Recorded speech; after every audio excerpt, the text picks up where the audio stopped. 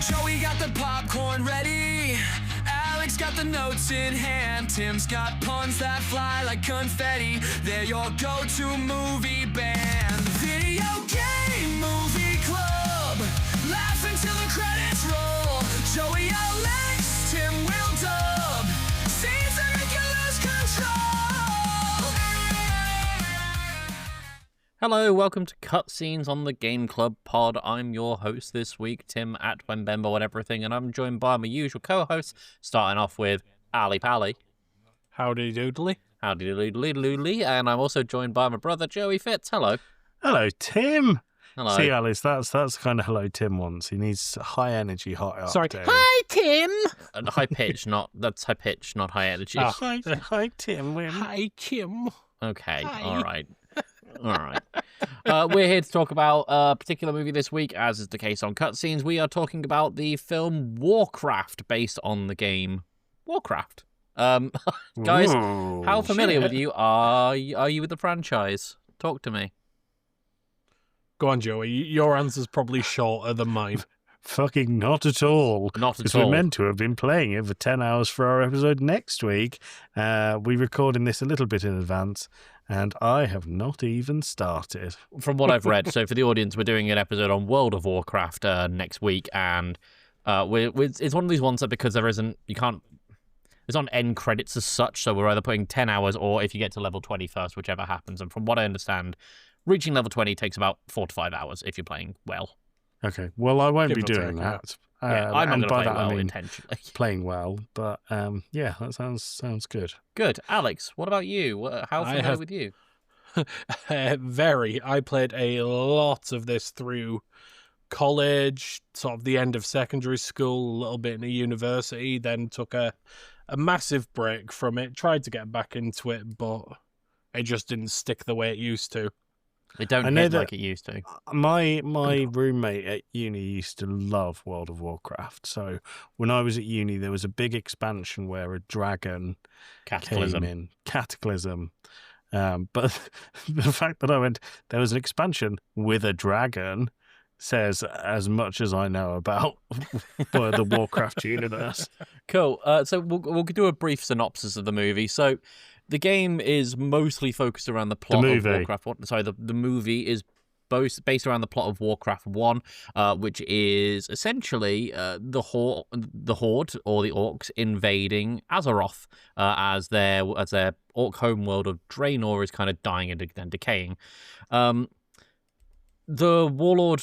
So the warlock Gul'dan uses powerful fell magic to create a portal to Azeroth, and he's just like using prisoners of war as essentially their souls as like a bit as fuel for the portal more than anything. So the goal is to send in some very, very strong orcs to capture the citizens of Azeroth to fuel the portal to allow all of the orcs through. Cool. Great. And obviously, the people of Azeroth want to put a stop to this. So we have a colourful cast of characters, everything from Anduin, Lothar, who is like... how do you describe him?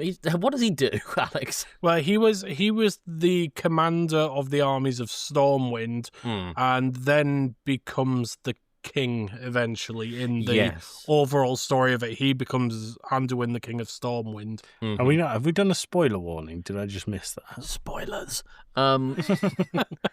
So essentially, there's a whole back and forth between the Orcs plot and the people of Azeroth defending themselves. And at one point, there is what's referred to as a guardian, who's like a very powerful mage who gets corrupted by the power of the Orcs, and he ends up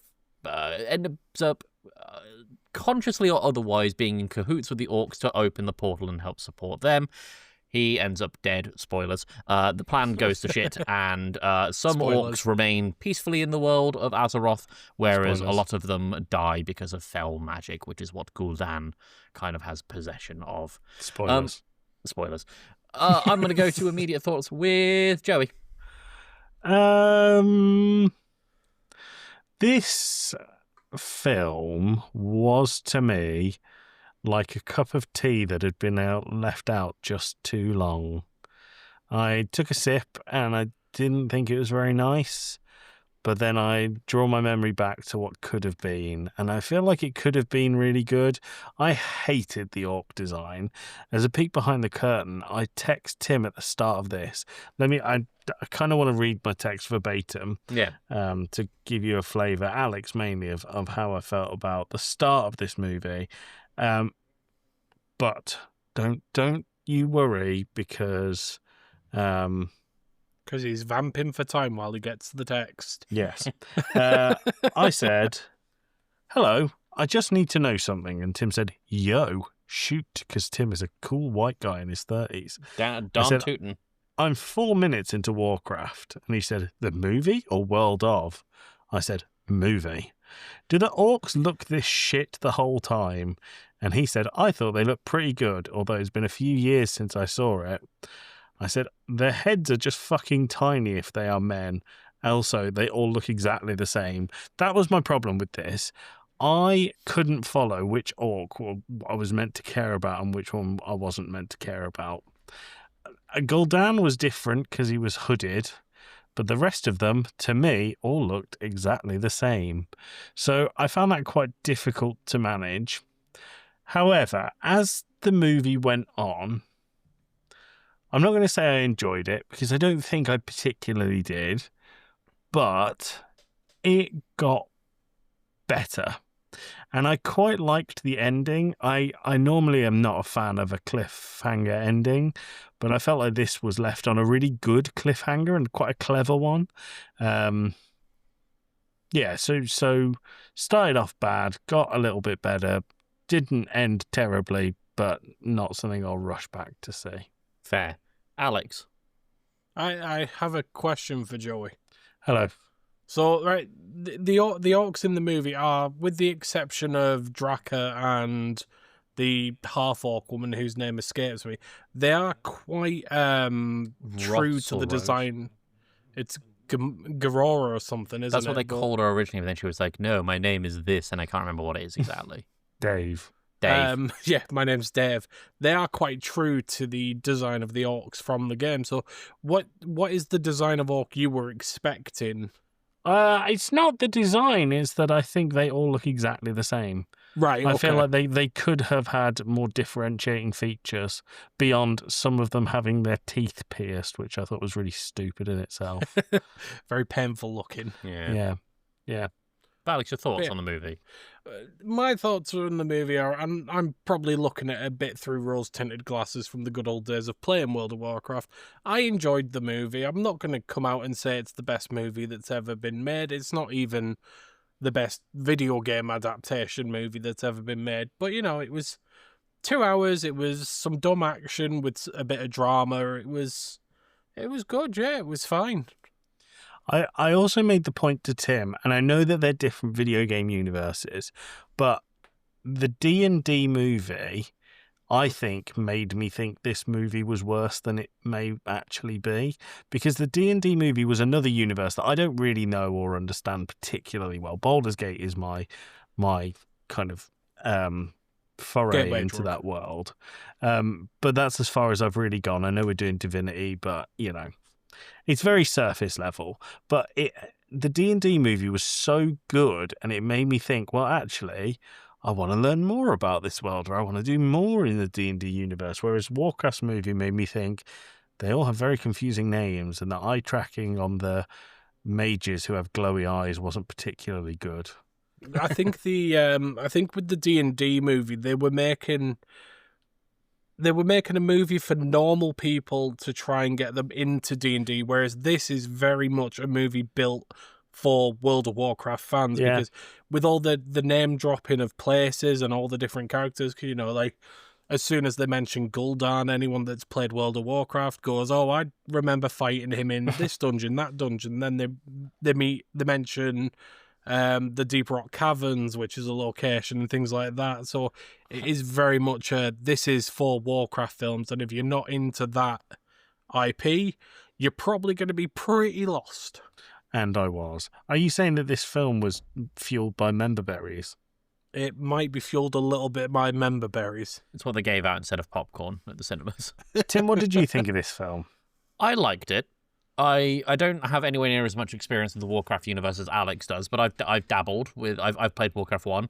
I've put a decent amount of time into Hearthstone. I have played some World of Warcraft, so I have an understanding of it, but I'm not going to understand every single minutiae of reference.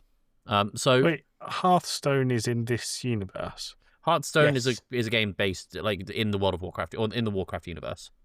I played a fair amount of Hearthstone for a episode we did a very long time ago. Yeah. None of that looks familiar to A me. lot of the characters, especially like the what would be referred to as the captain cards, are characters from this game. So like I think it's been a while since I've played Hearthstone, but the leader for the mage deck is why is her name Jaina John. Proudmoore, Yeah. and John Warcraft. the leader of the warlock deck is It's a a big demon fella who's with the two sides, whose names escape oh me. piss. It's not Duratan. Obviously, he's our pro tag. He's our from this chieftain.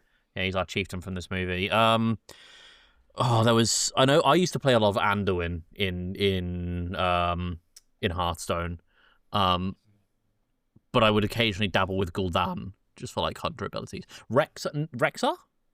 No, it's not No. Rexar. Doesn't But matter. so this here is exactly the problem I had with the movie. It's a lot of name dropping that doesn't mean anything to me. Sure. But to you guys, that makes sense. And that's great. And I actually think it's probably a real positive for the movie that they've gone, this is a Warcraft movie, so it's obviously made for people that like the Warcraft universe.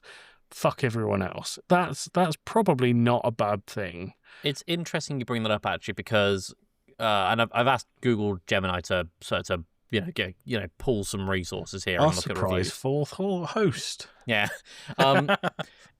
Critics did note that while it looked good, like on a visual level, the plot felt rushed, there were undeveloped characters, and there was reliance on exposition that left newcomers feeling really lost. However, the audience reception was largely positive. It's got a 76% score on Rotten Tomatoes, with fans of the series being like, yeah, it's pretty good. But then people who haven't played before being like, I don't know what this was. So, Which I feel like is reflected in this very, very conversation. yeah. But no, I enjoyed it. I understood some references. I had a fun time. I watched this in cinemas a number of years ago and was like, oh yeah, no, I enjoyed that movie. And then I came back to it today to watch it actually, and was like, oh god, I'm going to be inundated with character names and places. Like whenever I start a fantasy series or show or a film or something, I'm always like, I'm going to be inundated with character names and places I'm going to fucking forget about in 5 minutes. Or forget how to pronounce them. Yeah, but this kept it pretty tight knit, with the exception of the first 5 minutes, where it felt like Anduin was flying around on a griffin, going, "Look, it's Karen. Look, it's Stormwind. Look, it's this forest." Who's and it's like, Karen? Carrion? Is that the name of the city? No, Karen. You mean Khazad-dûm? No, the fucking place where the Guardian lived. What was he called? This is my point. That's Khazad-dûm, It's not Kazadan. or something like that. I swear it's like Carrion or something like that. This is my point. But yeah, no, good movie. I don't remember all of the names, but I know the places, so I can go, oh yeah, that's where we are now. Cool. I remember. I remember. But yeah, no, fine. Do you guys want to take a guess at how much it cost and how much it made? A lot of CGI, some recognisable faces. I think it cost 70 million and brought in 114 million. Alex? It's got to have cost somewhere in the... I don't have a frame of reference for it. Nor do I. Mine was pulled straight out my arse. 150 million. Cost. Yeah. Okay. How much do you think it It's made? a lot. It's a lot of CGI, and back in 2016 when this came out, CGI will have been quite expensive. Now we can do it all with AI, so it's fine. Yeah, it's fine. And it probably made, I don't know, I reckon it doubled its return, 300. So the production budget was $160 million. However, they also spent $110 million on marketing alone. Well, that's Jesus. normal. That's normal. On top of the 160. Yeah. Yeah. You double So- your Wow. production budget for marketing. 270 million. It made 439 million, but only 47 million of that actually came from the US. 220 million of that came from China. Oh, wow. Doesn't surprise me. But That sounded like you were going, bloody Chinese. Loving Um, Warcraft. Not what I was saying. but essentially, it failed to meet what the studio was aiming for, and as a result, the sequel has just been canned. I saw that the sequel has quite recently been confirmed. Has it really? Because I looked it up earlier and couldn't find anything. I looked it up yesterday when I was looking into this episode a bit, and I saw that it was being confirmed. I might be talking out my arse here. Yeah, I think you may well be, because all I've got here is while a sequel to the 2016 Warcraft movie is not officially confirmed, Duncan Jones has publicly expressed that his ideas for a sequel are pretty substantial, but he doesn't think it will happen. I mean, it's a bit of a shame because, like I said, it wasn't my favourite film. It's not a film I'm ever going to go out and seek again, but I did like the cliffhanger ending. Yeah. Yeah, Good. which I should explain a little bit, I think, really. Yeah. What's her face? Gamora, Gajora, Majora's Mask. Garona. Garona. Garuda. See, this is this is my problem with it. All It's the names are Corona. I've got the nonsense. cast list up. Corona. Okay, Corona virus came in and said, she basically proved herself loyal to the humans, and then the king saw that he was going to get absolutely fucked up, and orcs go off of, they're very much like honor based, and they're very true to their tradition, and their tradition is if you kill the leader, then you are honorable and you must be a big, high up, powerful person. So the king made Garona kill him so that Garona could be put in a position of power and could encourage peace between humans and orcs. And what's the guy's name, our main character? Anduin. Anduin swoops in on a griffin later and finds the king with Garona's knife in his neck and leaves before getting any kind of confirmation of what happened. And he's like, oh shit, let's fuck him up. So the film ends with basically a declaration of war, a proper declaration of war, rather than trying to close the gate between orc and human world. Yeah.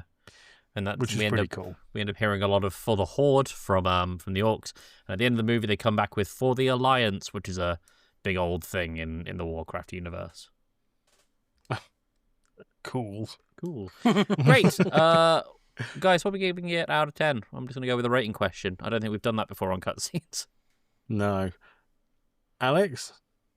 Yeah, probably about 7.5. A lot. It is very much a if you know kind of movie, and I think someone in like Joey's position of not knowing the Anything. universe that well is probably going to get real lost. I would like a sequel, and I think that they should do it, but I think at this point it might be a bit lost.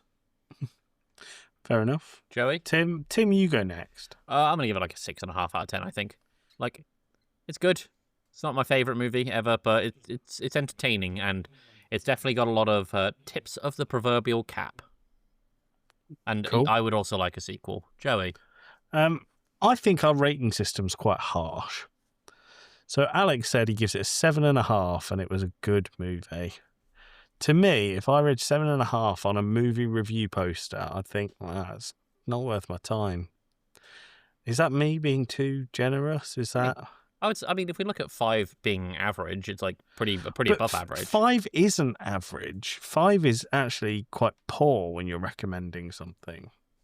I think we've been cursed by the fact that nothing's good unless it's a 9 out of 10. Thanks, IGN. Very cool. Yeah. Well, IGN know everything. Yeah. I I'm God now is what that stands for. yeah ingrown nails. That's what it stands Thanks. for. That's what you get if you read IGN. I didn't particularly enjoy the movie. However, I feel like if I knew the universe, I would. I feel like if I wanted to learn more about it, I would probably enjoy it more. I do think the character design, there wasn't a lot to differentiate the orcs. That was a bit of a bugbear for me. I would also not mind a sequel, and I would watch a sequel. So I'm actually going to give it a 7, despite not particularly enjoying it. There was one comment that you made to me as well about the king's helmet. Oh, yeah. Okay, Alex, I want your thoughts on this. How close to the actual lore was the king's armor in this film? So the king's armor, as a reminder, was shiny Lions. silver, lions, but the helmet was like a full head helmet, but the opening around his face was teeth from the lion, and then the rest of the lion's head made up the rest of the helmet. I mean, it's not a million miles away. I imagine that they did pull a lot of reference out of the game. The armies of Stormwind do have silver armor with sort of blue and gold adornments, and they are very lion based because it's that whole loyalty and pride and strength kind of symbolism. So it's not far off at all. My problem with the armor wasn't actually like the silver, the blue, the lions. It was the teeth around the face. So the king had teeth resting on his forehead, and I thought, that helmet, one bonk to the noggin, and you're getting teeth embedded in your brain. It's not going to save you from much, Kingy Wingy. I mean, yeah, looking at the reference picture now, I've got a reference picture up here, and that's because it is a toy. That's my bad. I was about to say it looks very much like a sort of plastic Power Ranger kind of thing. Weirdly enough, there's a picture from the film with the helmet. Yeah, the teeth are a bit much, aren't they? They're just a bit. I get the idea behind it is like, oh, this looks cool. This looks badass. It's the mouth of a lion. Oh, brave. But I still think you need to be a little bit practical with your costume design.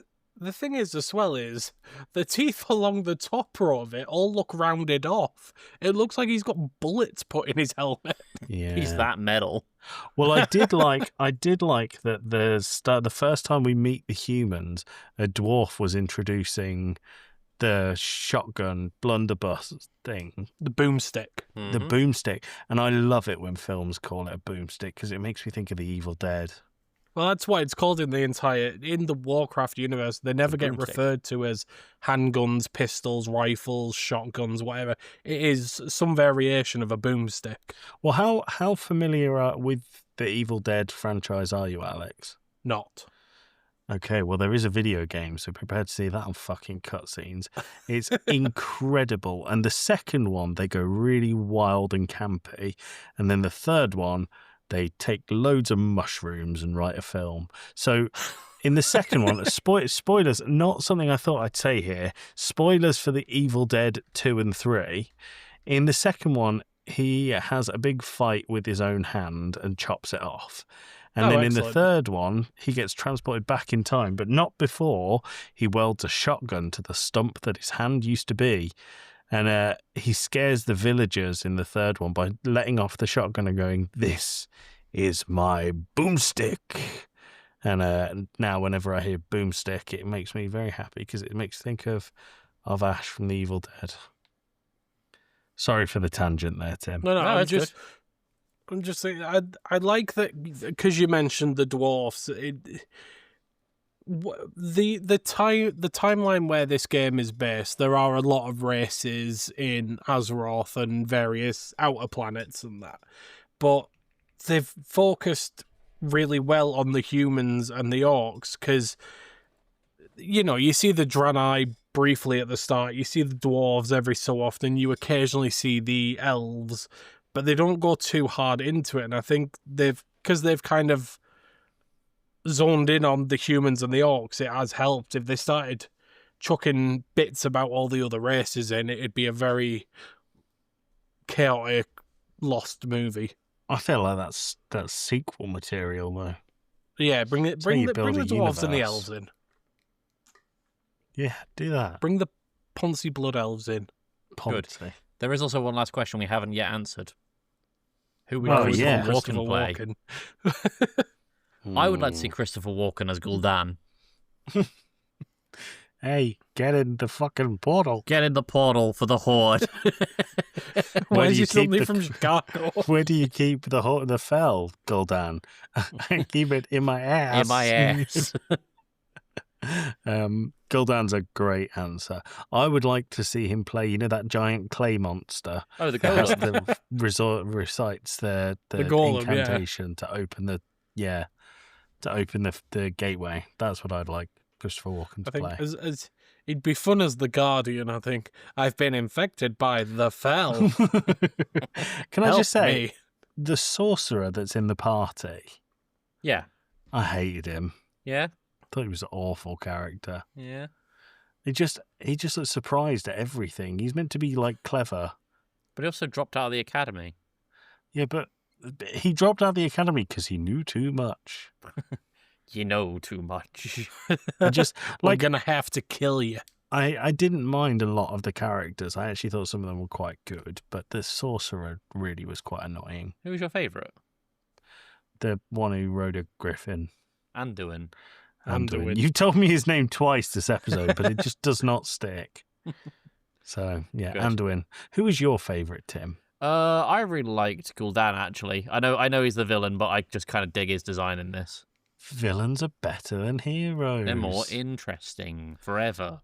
Alex, who was your favourite? I think it was fun watching Duratan, the chieftain from the Winterwolf clan. Okay. Watching his internal sort of, or do I betray my people, or do I betray them to save them, or do I just pretend like nothing's happening and go about my life? With I liked Duratan, his baby. His baby was cool. with Duratan, they towed that very dangerous line of going down the Vin Diesel route of It's he about loves family. he loves his Family. family so much, and I love my family so much. Therefore, he is relatable. Yeah, Good. he was relatable. In If that I he could pick him out in a crowd, yeah, I would relate to him. had big teeth, and we're British, so we can relate to that. Pierced teeth. Let's not forget the pierced teeth. Oh, right. I think that'll just about do it. Gang, what are we doing next week? It's my episode, so I guess I'll say it. It's World of Warcraft. Thanks. That was a whole roller coaster. I enjoyed was. that. What else is coming up? Jo- Alex, what else is coming up in the schedule? Go. So after we've done Warcraft, we're gonna do a Thanks I Hate It courtesy of the lovely Dan. He wants us to do Mass Effect 2 for 10 hours. Wow. Oh. And then the next cutscenes after the BAP episode here that just says the word dungeon, so that'll be something. The next cutscenes, Joey, is yours.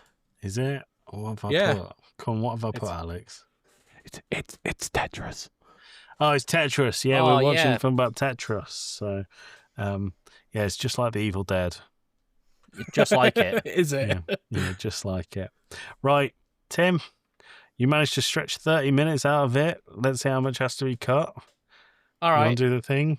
All right. We'll see you later. You take that, you bastards. Bye. Joey got the popcorn ready. Alex got the notes in hand. Tim's got puns that fly like confetti. They're your go-to movie band.